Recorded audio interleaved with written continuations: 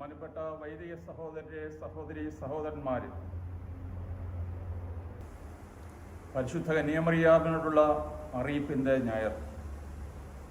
നമുക്ക് പ്രാർത്ഥനയോടെ ആരംഭിക്കാം. ദൈവമായ കർത്താവെ, നിന്റെ ദൈവവചനങ്ങൾ തിരിച്ചറിയുവാനും നിന്റെ സുവിശേഷത്തിൻ്റെ അർത്ഥം ഗ്രഹിക്കുവാനുമുള്ള കഴിവ് ഞങ്ങൾക്ക് നൽകണമേ. നിന്റെ ദിവ്യദാനങ്ങളുടെ സമൃദ്ധിയും പരിശുദ്ധാത്മ നൽവരങ്ങളും കൊണ്ട് ഞങ്ങളെ നിറയ്ക്കണമേ. സന്തോഷപൂർവ്വം നിന്റെ കൽപ്പനകൾ ആചരിക്കുവാനും തിരുഹിതം നിറവേറ്റുവാനും നിന്റെ അനുഗ്രഹങ്ങൾക്കും കരുണയ്ക്കും അർഹരായി ഭവിക്കുവാനും ഇപ്പോഴും എല്ലാ സമയത്തും എന്നേക്കും ഞങ്ങളെ യോഗ്യരാക്കണമേ. ആമീൻ.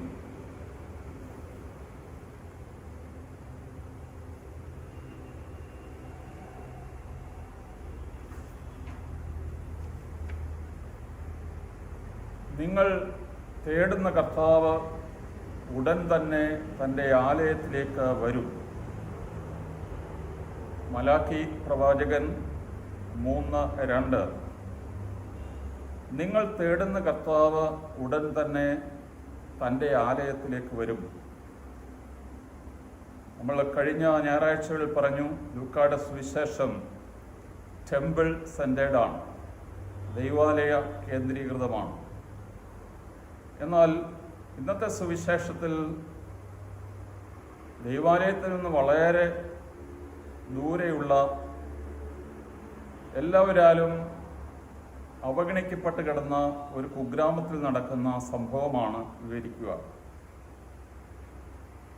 ഗബ്രിയേൽ ദൂതൻ സ്വർഗത്തിൽ നിന്ന് നസ്രത്ത് എന്ന പട്ടണത്തിലേക്ക് ഒരു പ്രധാനപ്പെട്ട ദൗത്യവും വഹിച്ചുകൊണ്ട് എത്തുകയാണ്. ഗബ്രിയേൽ എന്ന് പറഞ്ഞാൽ ഗോഡ് ഈസ് മൈ സ്ട്രെങ്ത്. ദൈവത്തിൻ്റെ പുരുഷൻ ഗബ്രിയേൽ എന്ന സുറിയാനിയിൽ വിവർത്തനം ചെയ്ത് കേട്ടിട്ടുണ്ട്. ഹീബ്രു ഭാഷയിൽ ഗോഡ് ഈസ് മൈ സ്ട്രെങ്ത്.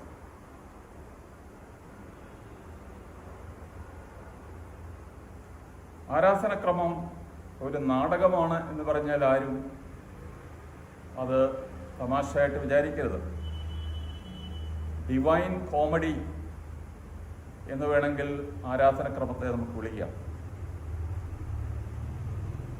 ആരാധനയുടെ അവതരണം നാടകീയമാണ്, ആരും തെറ്റിദ്ധരിക്കാതിരുന്നാൽ മതി. അത് ദൈവികമായ ഒരു നാടകമാണ്. അതിലെ അഭിനേതാക്കൾ എല്ലാവരും പ്രധാനപ്പെട്ടവരാണ്. ദൈവം അഭിനേതാക്കളിലൂടെ കാര്യങ്ങൾ പറയുന്നവനാണ്. ദൈവം ആശയരൂപത്തിൽ ഒരു കൺസെപ്റ്റായിട്ടല്ല, രക്ഷാകര ചരിത്രത്തിലെ അഭിനേതാക്കളുടെ ഓരോരുത്തരുടെയും ജീവിതത്തിൽ നിന്ന് ചില കാര്യങ്ങൾ നമുക്ക് അടർത്തിയെടുക്കാനായിട്ട് സാധിക്കും. അങ്ങനെ ഗബ്രിയേൽ ദൂതൻ ഒരു ദൈവിക ദൗത്യവുമായി നാസറത്ത് എന്ന പട്ടണത്തിലേക്ക് വരികയാണ്. നാസറത്ത് ജെറുസലേമിൽ നിന്ന് റോഡ് മാർഗം, ഇന്നത്തെ റോഡ് മാർഗമാണ് ഞാൻ പറയുക, 146 കിലോമീറ്റർ ദൂരമുണ്ട്.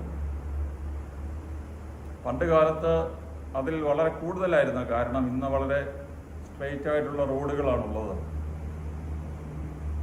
മലകളും താഴ്വരകളും ഒക്കെ താണ്ടി മനുഷ്യർ അന്ന് പോയിരുന്നത് അതിനേക്കാൾ ദൈർഘ്യമെന്ന റോഡിനുണ്ടായി.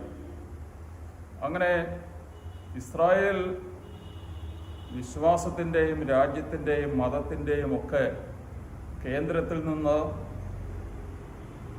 ദേശം 7-8 ദിവസം നടന്നെത്താനുള്ള ദൂരത്തിൽ ഉള്ള ഒരു കുഗ്രാമത്തിലേക്ക് ആണ് ഈ ഗബ്രിയേൽ ദൂതൻ അയക്കപ്പെടുന്നത്. ഇത് വളരെ ഇൻസിഗ്നിഫിക്കൻ്റ് ആയിട്ടുള്ള, ഏതാണ്ട് ഒരു പരിത്യാജ്യ കോടിയിൽ കിടന്നിരുന്ന ഒരു ഗ്രാമമായിരുന്നു എന്നുള്ളത് യോഹന്നാൻ 1:46 നത്താനിയേൽ പറയുന്നൊരു വാക്യമുണ്ട്, നസ്രത്തിൽ നിന്ന് എന്തെങ്കിലും നന്മ വരുമോ? യോഹന്നാൻ 7:52 നിക്കോദിമോസ് യേശുവിന് വേണ്ടി വാദിക്കുന്ന ഒരു സന്ദർഭമുണ്ട്. പ്രധാന പുരോഹിതന്മാരും ജനപ്രമാണികളും യേശുവിനെ വകവരുത്തുവാൻ ആഗ്രഹിച്ചപ്പോൾ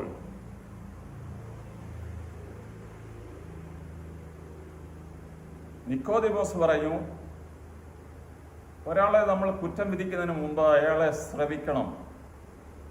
അയാളുടെ പ്രവൃത്തികൾ സൂക്ഷ്മമായി നിരീക്ഷിച്ചിട്ട് അയാൾ എന്തെങ്കിലും തെറ്റ് ചെയ്തു എന്ന് കണ്ടുപിടിക്കണം. അയാളെ കേൾക്കാതെയും അയാളെ നിരീക്ഷിക്കാതെയും ഒരുവനെ കുറ്റം വിധിക്കാൻ ഏത് നിയമമാണ് നമുക്ക് അധികാരം തന്നിരിക്കുന്നത്? അപ്പോൾ ഈ ജനപ്രമാണികളും പുരോഹിതന്മാരും പറഞ്ഞു, നീയും ഗലീലക്കാരനാണോ? നീ വിശുദ്ധ ഗ്രന്ഥങ്ങൾ പരിശോധിച്ച് നോക്കൂ. നസ്രത്തിൽ നിന്ന് ഒരു പ്രവാചകൻ ഉണ്ടാകുമോ എന്ന് നീ ശരിക്കും ഗ്രന്ഥങ്ങൾ പരിശോധിച്ചാൽ മനസ്സിലാവും. ഉത്തരം, അങ്ങനെ ഒരു പ്രവാചകനും അവിടുന്ന് വരത്തില്ല എന്നുള്ളതാണ്. ഈ കാര്യം നമ്മൾ മനസ്സിലാക്കുമ്പോൾ നമുക്ക് മനസ്സിലാക്കാൻ സാധിക്കാത്ത വേറൊരു കാര്യം മത്തായിയുടെ സുവിശേഷം 2:23 ഈജിപ്തിൽ ഏതാണ്ട് 2 വർഷക്കാലം ഒളിച്ചു താമസിച്ച യൗസേപ്പും മറിയവും യേശുവിൻ്റെ കൂടെ യൂദയായിലേക്ക് വരാതെ നേരിട്ട് ഗലീലയിലേക്ക് പോയി. മാലാഖ പറഞ്ഞതനുസരിച്ച്. എന്നിട്ട് അവിടെ എഴുതിയിരിക്കുന്നു, മത്തായി 2:23, അവർ നസ്രത്തിലേക്ക് പോയി, കാരണം പ്രവാചകന്മാർ മുൻകൂറായി അരുളി ചെയ്ത പ്രകാരം അവൻ നസ്രായൻ എന്ന് വിളിക്കപ്പെടും. നമ്മൾ വിശുദ്ധ ഗ്രന്ഥം മൊത്തം പരിശോധിച്ചാലും ഒരു പ്രവാചകനും അങ്ങനൊരു വാക്യം പറഞ്ഞിട്ടില്ല, അവൻ നസ്രായൻ എന്ന് വിളിക്കപ്പെടും എന്നൊരു വാക്യവും ഇല്ല. പിന്നെ എന്തായിരിക്കാം അതിൻ്റെ അർത്ഥം? പ്രവാചകന്മാർ പറഞ്ഞത് എന്താണ്? ഉദാഹരണം, യെശയ്യ 11:1 അന്ന് പറയുന്നു, ജസയുടെ കുറ്റിയിൽ നിന്ന് ഒരു മുള കിളിർത്തു വരും, അവൻ്റെ വേരിൽ നിന്ന് ഒരു ശാഖ പൊട്ടിക്കിളിക്കും. നസ്രത്ത് എന്നുള്ള വാക്ക് നെത്സർ എന്നുള്ള ഗ്രീക്ക് മൂലത്തിൽ നിന്ന് വരുന്നു. അതിൻ്റെ അർത്ഥം ബ്രാഞ്ച് എന്നാണ്, ശാഖ എന്നാണ്. ജസയുടെ കുറ്റിയിൽ നിന്ന് ഒരു മുള കിളിർത്തു വരും, അവൻ്റെ വേരിൽ നിന്ന് ഒരു ശാഖ പൊട്ടിക്കിളിക്കും. യെശയ്യ 4:1 അന്ന് കർത്താവ് വളർത്തിയ ശാഖ മനോഹരവും മഹനീയവുമായിരിക്കും. ജെറമിയ 23:5 പറയുന്നു, ഞാൻ ദാവീദിന്റെ വംശത്തിൽ നീതിയുടെ ശാഖ മുളപ്പിക്കുന്ന ദിവസം വരുന്നു. ദാവീദിന്റെ ഭവനത്തിൽ നിന്ന് നീതിമാനായ ഒരു മുളയെ ഞാൻ കിളിർപ്പിക്കും. ഇസ്രായേലിന്റെ സിംഹാസനത്തിലിരിക്കുന്ന ഒരു സന്തതി എന്നും ഉണ്ടായിരിക്കും. അപ്പോൾ നസ്രായനായ യേശു, നമുക്കറിയാം, യേശുവിൻ്റെ കുരിശിൻ്റെ മുകളിൽ എഴുതി വച്ചിരിക്കുന്നു, അതാണ് നസ്രായനായ യേശു യഹൂദന്മാരുടെ രാജാവ്. ഒരുപക്ഷെ അത് പരിഹാസ രൂപത്തിൽ എഴുതിയതാണ്. കാരണം നസ്രത്തിൽ നിന്ന് വരുന്ന ഒരുവനും രാജാവാകാൻ സാധിക്കില്ല. അതിൽ ഒരു കോൺട്രഡിക്ഷൻ, അതൊരു കളിയാക്കലുണ്ട്, അതൊരു പരിഹാസമാണ്. പക്ഷേ ഈ പരിഹാസം നമ്മളെ സംബന്ധിച്ച് നമ്മുടെ ഐഡന്റിറ്റിയുടെ ഭാഗമായി എന്ന് നമുക്കറിയാം. കേരളത്തിലെ ക്രിസ്ത്യാനികളെ ആദ്യകാലത്ത് വിളിച്ചിരുന്നത് നസ്രാണികളെന്നാണ്. ഈ പദം നമ്മൾ ഇന്നും അഭിമാനത്തോടെ ഉപയോഗിക്കുന്നു, നസ്രാണി ക്രിസ്ത്യാനികൾ. അതിനാൽ നസ്രായനായ യേശു എന്ന് അതായത് പ്രവാചകന്മാർ പറഞ്ഞത് ഒരു ശാഖയുടെ കാര്യമാണ്. നമുക്ക് ഇനിയും വരാനുള്ളത് ജോസഫിനെ കുറിച്ചാണ്. ഇതിലെ അഭിനേതാക്കളെ കുറിച്ചാണ് നമ്മൾ പറയുന്നത്. ജോസഫിനെ കുറിച്ച് പറയുന്നു, അവൻ ദാവീദിന്റെ ഭവനത്തിൽ നിന്നുള്ള ഒരു അവകാശിയായിരുന്നു. പക്ഷേ യക്കോണിയ എന്ന് പറയുന്ന അവൻ്റെ പിതാമഹന്റെ കാലത്ത് അവനൊരു ശാപം കിട്ടി. യക്കോണിയയുടെ പിൻഗാമികളിൽ ആരും ദാവീദിന്റെ സിംഹാസനത്തിൽ ഇരിക്കാൻ പറ്റില്ല. അതുകൊണ്ട് രാജകുടുംബത്തിൽ നിന്നാണ് എന്ന് പറയാമെന്ന് മാത്രമേ ഉള്ളൂ. പക്ഷേ അവന് ഒരിക്കലും ഒരു രാജസിംഹാസനം കിട്ടുമായിരുന്നില്ല.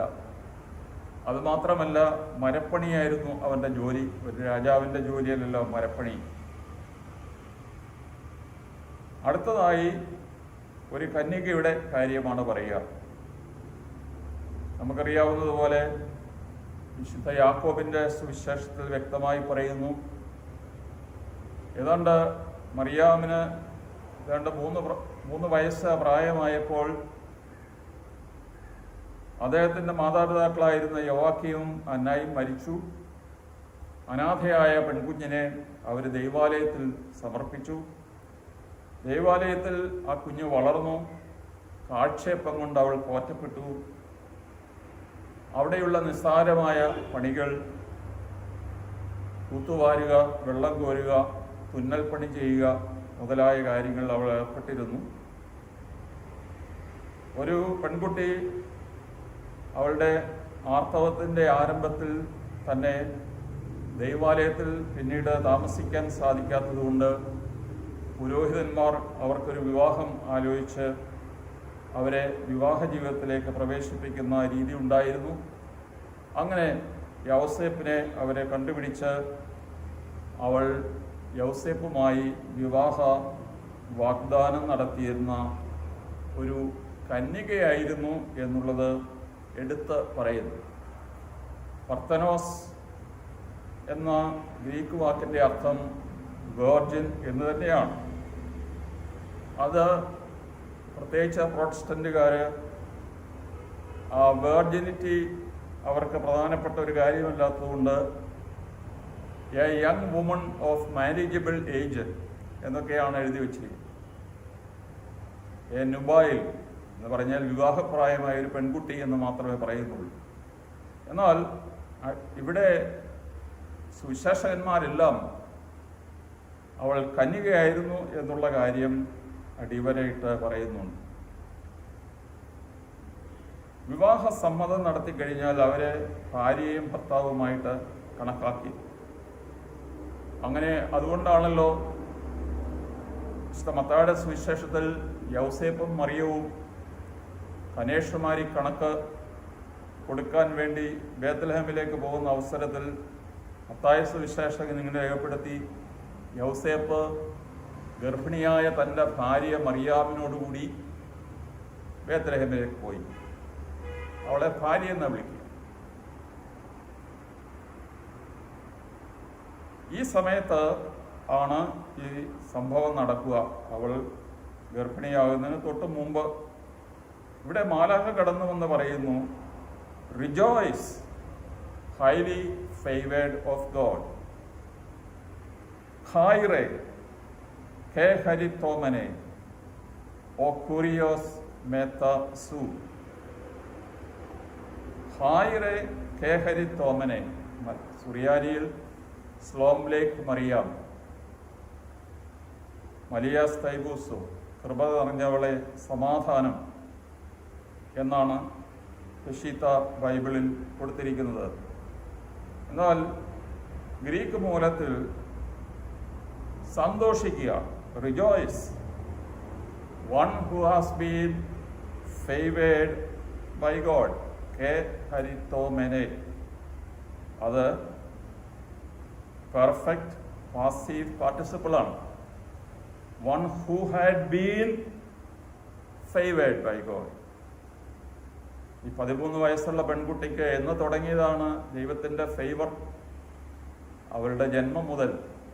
അതാണ് നമ്മൾ ഇമാക്യുലേറ്റ് കൺസെപ്ഷൻ എന്ന് കത്തോലിക്കർ വിളിക്കുന്നത്.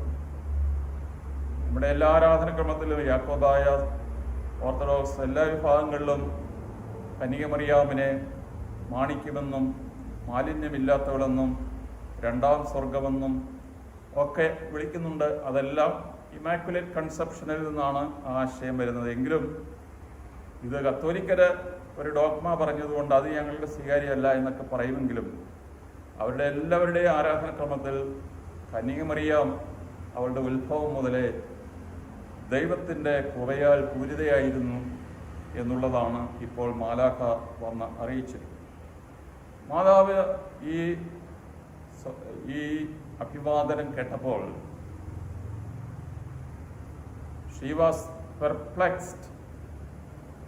എന്ത് ഉത്തരം പറയണം എന്ന് അറിയാൻ സാധിക്കാതെ, എങ്ങനെ പ്രതികരിക്കണമെന്നറിയാതെ കുഴങ്ങിപ്പോയ ഒരു കാര്യം എടുത്തു പറയുന്നു. 12-13 വയസ്സുള്ള ഒരു പെൺകുട്ടി ഒരു മാലാഖ വന്ന് വലിയ കാര്യങ്ങൾ പറയുമ്പോൾ എങ്ങനെ അതിന് പ്രതികരിക്കണം? അവൾ സ്തബ്ധയായില്ലെങ്കിലേ നമുക്ക് അതിശയിക്കുവാനുള്ളൂ. ദൈവസന്നിധിയിൽ നീ കൃപ കണ്ടെത്തിയിരിക്കുന്നു, അതിനാൽ നീ ഭയപ്പെടേണ്ട. എല്ലാ മാലാഖമാരും പ്രത്യക്ഷപ്പെടുമ്പോൾ സ്വാന്തനത്തിൻ്റെ ഒരു വാക്ക് പറയാറുണ്ട്. സ്വാന്തനപ്പെടുത്തുന്ന മാലാഖ. കർത്താവ് ഗെത്സമനിയിൽ രക്തം വിയർത്ത് പ്രാർത്ഥിച്ചപ്പോൾ കർത്താവിനെ സ്വാന്തനപ്പെടുത്തുവാനായി പിതാവ് ഒരു മാലാഖയെ അയച്ചു എന്ന് നാം വായിക്കുന്നു. ഇവിടെ അനൗൺസ്മെന്റ് നടക്കുകയാണ്. നീ ഗർഭിണിയാകാൻ പോവുകയാണ്. ആ ശിശുവിന് നീ യേശു എന്ന് പേരിടണം. അവൻ വലിയവനായിരിക്കും, അത്യുന്നതന്റെ പുത്രനായിരിക്കും.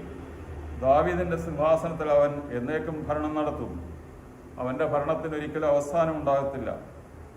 അവൻ പരിശുദ്ധൻ, ദൈവപുത്രൻ എന്ന് വിളിക്കപ്പെടും. എന്തെല്ലാം കാര്യങ്ങളാണ് കുത്തി നിറയ്ക്കുന്നത്. ഏതൊരാൾക്കും പെട്ടെന്ന് ഗ്രഹിക്കാൻ സാധിക്കാത്ത അത്രയും കാര്യങ്ങൾ ഒരുമിച്ച് പറയുകയാണ്. മാതാവിന് കാര്യമായിട്ടൊന്നും പിടികിട്ടിയില്ല.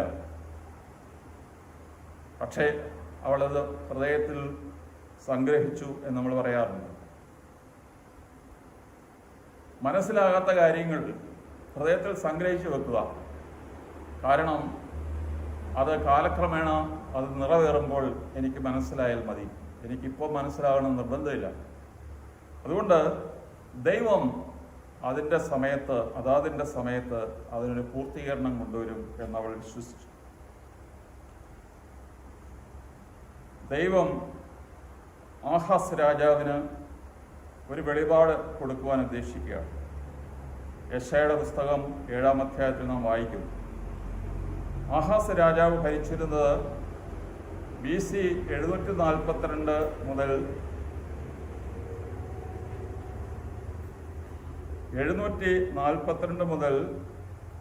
715 വരെയുള്ള കാലത്താണ്. ഈ കാലത്ത് യെശയ്യാ പ്രവചിച്ചു, കന്യക ഗർഭം ധരിച്ച് ഒരു പുത്രനെ പ്രസവിക്കും, അവൻ ഇമ്മാനുവേൽ എന്ന് വിളിക്കപ്പെടും. ദൈവം രാജാവിന് കൊടുത്ത അടയാളമായിരുന്നു കന്യക ഗർഭം ധരിച്ച് ഒരു പുത്രനെ പ്രസവിക്കുമെന്നുള്ളത്.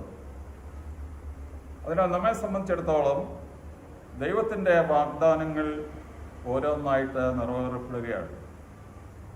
എന്നാൽ സഖറിയ മാലാഖയോട് ഒരു ചോദ്യം ചോദിച്ചു, ഹൗ ക്യാൻ ഇറ്റ് ഹാപ്പൻ? ഞാനും എൻ്റെ ഭാര്യയും രണ്ടുപേരും വൃദ്ധരാണ്, അത് നടക്കാൻ പ്രയാസമാണ്. അവനൊരു ഒബ്ജക്ഷൻ റേസ് ചെയ്യാം. എന്നാൽ കന്യക മാതാവ് ചോദിക്കുന്ന, ഹൗ വിൽ ഇറ്റ് ഹാപ്പൻ? ഞാൻ കന്യകയാണല്ലോ. 12-13 വയസ്സുള്ള ഒരു ബാലികയ്ക്ക് ഇതെങ്ങനെയാണ് നടക്കാൻ പോകുന്നത്? എൻ്റെ മോഡൂസ് ഓപ്പറാന്തി, ദ മോഡ് ഓഫ് ഓപ്പറേഷൻ, മാലാഖ സവിസ്തരം വിവരിച്ചു കൊടുക്കുകയാണ്. എങ്ങനെയാണത് സംഭവിക്കുക? പരിശുദ്ധാത്മാവ് നിന്റെ മേൽ വരും, അത്യുന്നതന്റെ ശക്തി നിന്റെ മേൽ ആവസിക്കും. പുറപ്പാട് പുസ്തകം 40-ാം അധ്യായം 34 മുതൽ 38 വരെ വാക്യങ്ങളിൽ, സംഖ്യയുടെ പുസ്തകം 9-ാം അധ്യായം 15 മുതൽ 23 വരെ വാക്യങ്ങളിൽ, യെശയ്യായുടെ പ്രവചനം 4-ാം അധ്യായം 5 മുതൽ 6 വരെ വാക്യങ്ങളിൽ ഈ നിഴലിനെ കുറിച്ച് പറയുന്നു. പുറപ്പാട് പുസ്തകം 40-ൽ പറയുന്നത് ദൈവത്തിൻ്റെ സമാഗമ കൂടാരത്തിൻ്റെ മുകളിൽ ഒരു വലിയ മേഘം, കട്ടിയുള്ള മേഘം, ഹെവി ക്ലൗഡ്. ഇതിനാണ് ഹീബ്രു ഭാഷയിൽ കബോദ് എന്ന് പറയുന്നത്. ഗ്ലോറി, മഹത്വം. മേഘമാണ് മഹത്വം, കട്ടിയുള്ള മേഘം. ഈ മേഘത്തിന് പല ഭാവങ്ങളുണ്ട്. പകൽ സമയത്ത് അത് ഇരുണ്ട് നിറഞ്ഞതായിരിക്കും, കാരണം അത് ഷെയ്ഡ് കൊടുക്കാൻ വേണ്ടിയിട്ടുള്ള നിഴലാണ് വീഴ്ത്തുക. രാത്രിയാകുമ്പോൾ ഈ കറുത്തിരുണ്ട മേഘം നന്നായിട്ട് ഗ്ലോ ചെയ്യും, അത് പ്രകാശിക്കും, സ്വർണ്ണ നിറത്തിൽ പ്രകാശിക്കും. അങ്ങനെ അത് പ്രകാശം നൽകാനുള്ളത്. അങ്ങനെ തണലും പ്രകാശവുമായിട്ട് സമാഗമ കൂടാരത്തിൻ്റെ മുകളിൽ കട്ടിയുള്ള ഒരു മേഘം നിന്നിരുന്നു. അത് ഇസ്രായേൽക്കാർക്ക് ഒരു അടയാളം കൂടിയായിരുന്നു. ആ മേഘം അവിടെ നിൽക്കുന്നിടത്തോളം കാലം അവര് പാളയത്തിൽ നിന്ന് പുറത്തിറങ്ങുകയില്ല, അവിടുന്ന് കൂടാരം പൊളിച്ച് അടുത്ത സ്ഥാനത്തേക്ക് നീങ്ങത്തില്ല. എന്നാൽ ആ മേഘം ഉയർന്നു കഴിയുമ്പോൾ അത് അടയാളമായിരുന്നു അവർക്ക് മുമ്പോട്ട് പോകാം എന്നുള്ളത്. ഹീബ്രു ഭാഷയിൽ റഹഫേത്ത് എന്നുള്ള വാക്ക്, റാഹഫ് എന്നുള്ള വാക്ക് ആവസിക്കുക, പൊരുന്നയിരിക്കുക എന്നൊക്കെയുള്ള അർത്ഥത്തിൽ നമ്മുടെ പരിശുദ്ധ കുർബാനയിൽ പരിശുദ്ധാത്മാവിൻ്റെ ആവാസം എന്നുള്ളതിന് പൊരുന്നയിരിക്കുക എന്നുള്ള ഒരു പ്രയോഗം കൂടി ഉണ്ടായിരുന്നു. അത് കാലക്രമത്തിൽ മാറ്റിയതാണ്. അപ്പോൾ പൊരുന്നയിരിക്കുന്നത് ഒരു പുതിയ കുഞ്ഞിനെ വിരിച്ചിറക്കാൻ വേണ്ടിയിട്ടാണ്. സൃഷ്ടിയുടെ ആരംഭത്തിൽ ദൈവത്തിൻ്റെ പരിശുദ്ധാത്മാവ് വെള്ളത്തിന്മേൽ നിഴല് വീഴ്ത്തിയിരുന്നു, ആവസിച്ചിരുന്നു. അത് ഒന്നാമത്തെ ക്രിയേഷനാണ്. ഇവിടെ രണ്ടാമത്തെ ക്രിയേഷൻ നടക്കുക. അവിടെ റഹഫത്ത്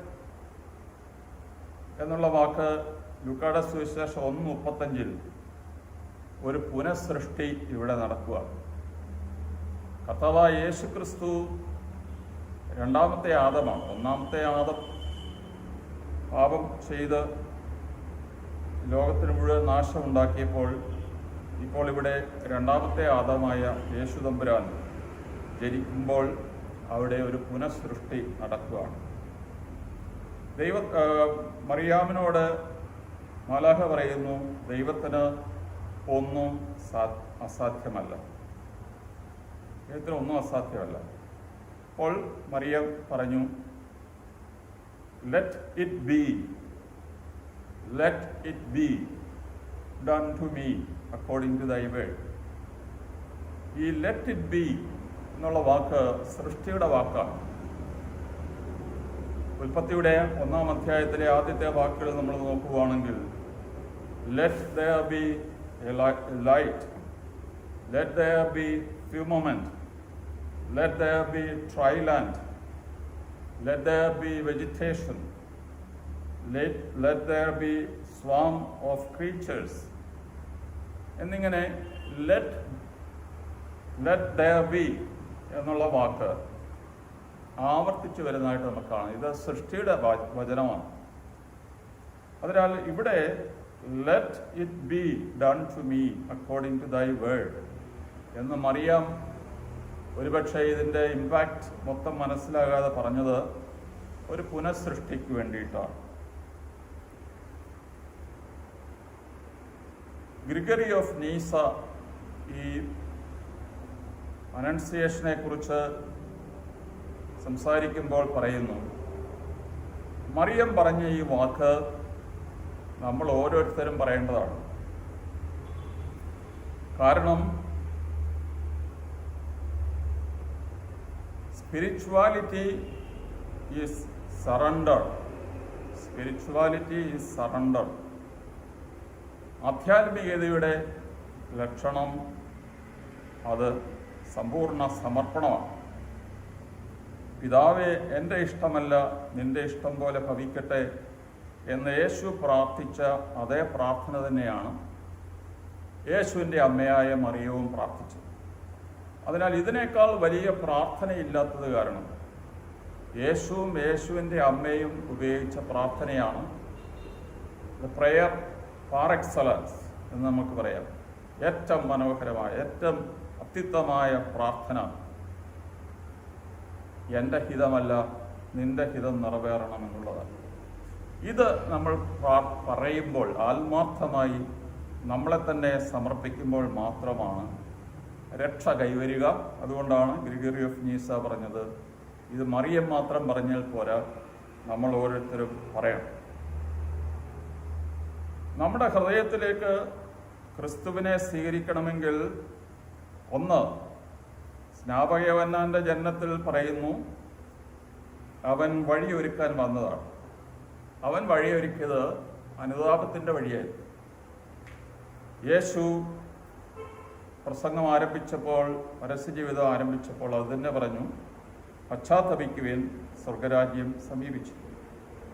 അതിനാൽ യോഹന്നാന്റെയും യേശുവിൻ്റെ സന്ദേശം ഒന്ന് തന്നെയാണ്. ബോധത്തിൻ്റെ മാറ്റം, വഴിയുടെ മാറ്റം. മെത്താനൊയ്യ എന്ന് പറഞ്ഞാൽ ബോധത്തിൻ്റെ മാറ്റമാണ്. ബോധം മാത്രം മാറിയ പോരാ, വഴി മാറണം. നമ്മൾ ഓരോരുത്തരും നമ്മുടെ സ്വന്തം വഴിയിലൂടെ പാപത്തിൻ്റെയും സ്വാർത്ഥതയുടെയും ജഡിക താല്പര്യങ്ങളുടെയൊക്കെ വഴിയിലൂടെ സഞ്ചരിച്ചുവെങ്കിൽ ഇനി ദൈവത്തിൻ്റെ വഴിയിലേക്ക് തിരിച്ചു വരണം. ഹീബ്രു വാക്ക് ഷൂഫ് എന്നാണ്, തിരിച്ചു വരിക. ഞാൻ ഒരു വഴിയിലൂടെ അങ്ങ് സഞ്ചരിച്ചു, എനിക്ക് വഴി നിശ്ചയമില്ല. ഞാൻ വഴിയെ കണ്ട ഒരാളോട് ചോദിക്കുന്നു, ഇന്നടത്തേക്ക് പോകുന്ന വഴി ഇതാണ്. ആള് പറയുന്നത്, അയ്യോ തെറ്റിപ്പോയി, ഇവിടുന്ന് ഒരു 4-5 കിലോമീറ്റർ തിരിച്ചു പോകുമ്പോൾ അവിടെ ഒരു ജംഗ്ഷനുണ്ട്, അത് കഴിഞ്ഞ് ഇടത്തോട്ട് തിരിയണം. അപ്പോൾ ഞാൻ എന്ത് ചെയ്യുന്നു, വണ്ടി അവിടെ നിർത്തിയിട്ട് നേരെ പുറകോട്ടടിക്കും, എന്നിട്ട് ശരിയായ വഴിയിലേക്ക് പോകും. ഇതാണ് തിരിച്ചുവരവ്, മാനസാന്തരം എന്ന് പറയുക. നമ്മളെ സംബന്ധിച്ചിടത്തോളം കർത്താവിൻ്റെ രക്ഷാകരമായ രഹസ്യം, ക്രിസ്മസ് എന്ന് സായിപ്പന്മാർ പറയുന്ന പോലെ നമ്മൾ പറയരുത്. നമുക്ക് ക്രിസ്മസ് എന്നുള്ള വാക്കൊന്നുമില്ല. നമ്മുടെ കർത്താവിൻ്റെ രക്ഷാകരമായ ജനന പെരുന്നാൾ, അങ്ങനെ വേണം നമ്മൾ പറയാൻ. ഇത് രക്ഷാകരമായ ജനന പെരുന്നാളാണെങ്കിൽ, നമുക്കത് രക്ഷാകരമാകണമെങ്കിൽ തീർച്ചയായും അനുതാപത്തിലൂടെ മാത്രമേ നടക്കുകയുള്ളൂ. പരിശുദ്ധ മറിയം, ഞാൻ ഇതാ കർത്താവിൻ്റെ ദാസി, നിന്റെ ഹിതം പോലെ എന്നിൽ ഭവിക്കട്ടെ എന്നൊക്കെ പറഞ്ഞപ്പോൾ അവൾ സ്വയമായിട്ട് ഏറ്റെടുത്തത്, വേണ്ടി വന്നാൽ കല്ലെറിഞ്ഞ് കൊല്ലപ്പെടുവാനുള്ള സ്ഥിതി വരെ അവൾ സ്വയം ഏറ്റെടുത്തു എന്ന് അവൾക്കറിയാം. കാരണം ഭാര്യയും ഭർത്താവ് ഒരുമിച്ച് താമസിക്കുന്നതിന് മുമ്പ് ഒരാൾ ഗർഭവതിയായാൽ ആ ആളും അവരുടെ ബന്ധുക്കളെ എല്ലാവരും കൂടെ കൂടി ഈ പെണ്ണിനെ പിടിച്ചു കെട്ടി ഒരു പ്രധാനപ്പെട്ട ചന്തസ്ഥലത്ത് കൊണ്ടുപോയി എല്ലാവരും അവളെ കല്ലെറിഞ്ഞ് കൊല്ലുക എന്നുള്ളതായിരുന്നു അന്നത്തെ ശിക്ഷ. അപ്പോൾ ഇവിടെ കന്യക മറിയം നിന്റെ ഹിതം പോലെ ഭവിക്കട്ടെ എന്ന് പറഞ്ഞപ്പോൾ എന്തെല്ലാം റിസ്ക്കാണ് അവൾ ഏറ്റെടുത്തത്. അപ്പോൾ പരിശുദ്ധ മറിയത്തിന് ദൈവം നന്മയെ ചെയ്യുള്ളൂ, അതുകൊണ്ട് ദൈവത്തിൻ്റെ ഹിതം എന്നിൽ നിറവേറട്ടെ എന്ന് പറഞ്ഞ് സമ്പൂർണമായി സമർപ്പിച്ച ആ സമർപ്പണം, പ്രത്യേകിച്ച് ഈ ആഗമന കാലത്ത് കർത്താവിനോട് നമുക്ക് ആത്മാർത്ഥമായിട്ട് പറയാം. അതുപോലെ പശ്ചാത്താപത്തിലൂടെ ഒരു ജീവിത നവീകരണത്തിലേക്ക്, ഒരു പുനഃസൃഷ്ടിയിലേക്ക് വരാനായിട്ട് നമുക്ക് പരിശ്രമിക്കാം. ദൈവം നമ്മളെ സമർത്ഥമായി അനുഗ്രഹിക്കട്ടെ.